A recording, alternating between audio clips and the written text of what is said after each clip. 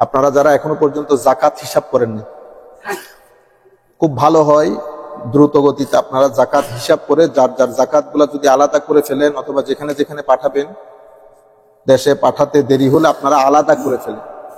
তাইলে যখন আপনি টাকাটা আলাদা করে ফেলবেন, তার মানে আপনি জাকাতের টাকা কি করে ফেলছেন? আলাদা করে ফেলছেন। হায়াত মোট কোনো গালি না, যে কোনো মুহূর্তে যে কোনো ব্যক্তির হায়াত ফুরিয়ে যেতে পারে। মাহে রমজানের মধ্যে অনেক বেশি সওয়াব হয়। আমরা এই জন্য রমজান শরীফকে খেয়াল করেই হিসাব নিকাশ গুলা করি। অনেকে দূর দূরান্ত থেকে প্রশ্নগুলা করেন, অতগুলা প্রশ্ন একসাথে উত্তর করা বড় ডিফিকাল্ট হয়ে যায়।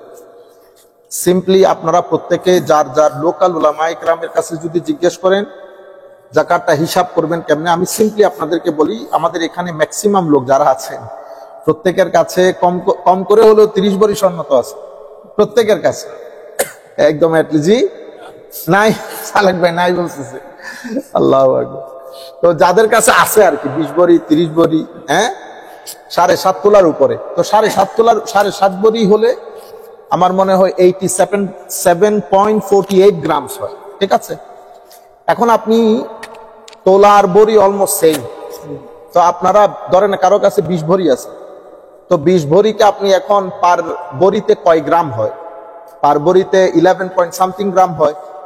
ওই হিসাবে আপনারা যদি 20 ভরির সাথে 11 পয়েন্ট সামথিং কে গুণ করেন, তাইলে আপনার কাছে কত গ্রাম স্বর্ণ আছে সেটা বের হয়ে গেছে।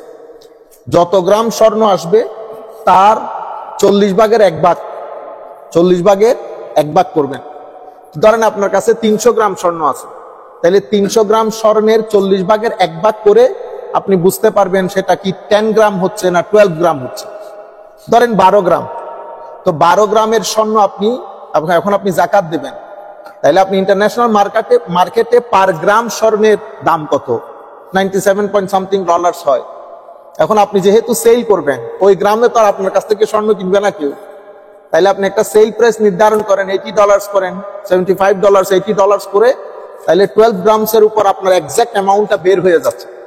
যে অ্যামাউন্টটা এদিক দিয়ে বের হবে, একই অ্যামাউন্টটা আপনি যদি ওই হিসাব করেন, মানে স্বর্ণের আপনার কাছে ধরেন 300 ভরি স্বর্ণ আছে, এই 300 ভরি স্বর্ণের দাম কত আসতেছে? ধরেন ফর এক্সাম্পল $30,000 আসতেছে। এই $30,000 যদি পার $1,000 2.5 হিসাব করেন, তাইলে এক্সাক্ট এই অ্যামাউন্ট আর এই অ্যামাউন্ট সেম হয়ে যাবে। দুই অ্যামাউন্ট স্বর্ণের দিক দিয়ে ঢুকলেও যত টাকা আসবে, ওই মূল্যের দিক থেকে ঢুকলেও তত টাকা, ম্যাথটা খুব সুন্দর করে মিলে যায়, কোনো অসুবিধা হয় না।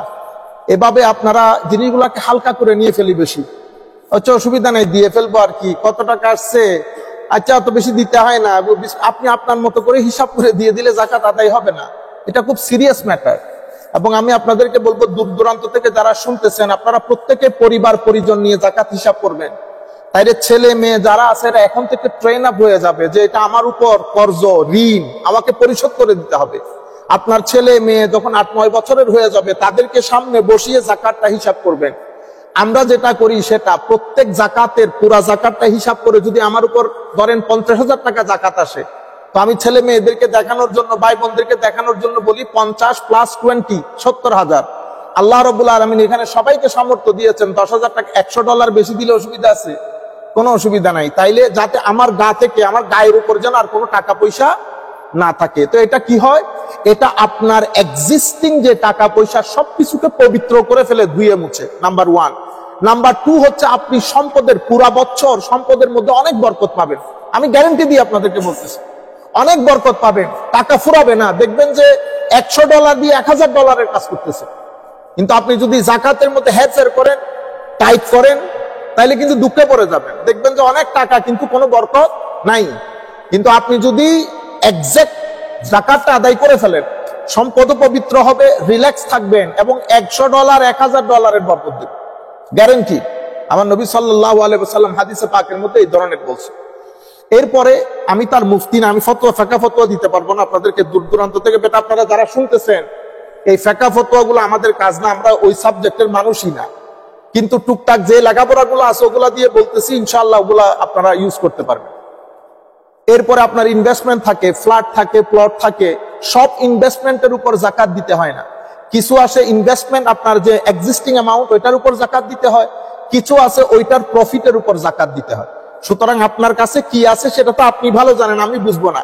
আপনার কাছে শেয়ার আছে, রেন্টাল ইনকাম আছে, শেয়ার আছে, রেন্টাল শেয়ার আবার দুই ধরনের হয়। ওই জন্য আপনি একজন ভালো আলেমের সাথে পরামর্শ করে জাকাতটা নির্ধারণ করবেন, নিজে নিজে পণ্ডিতি করতে যাবেন না।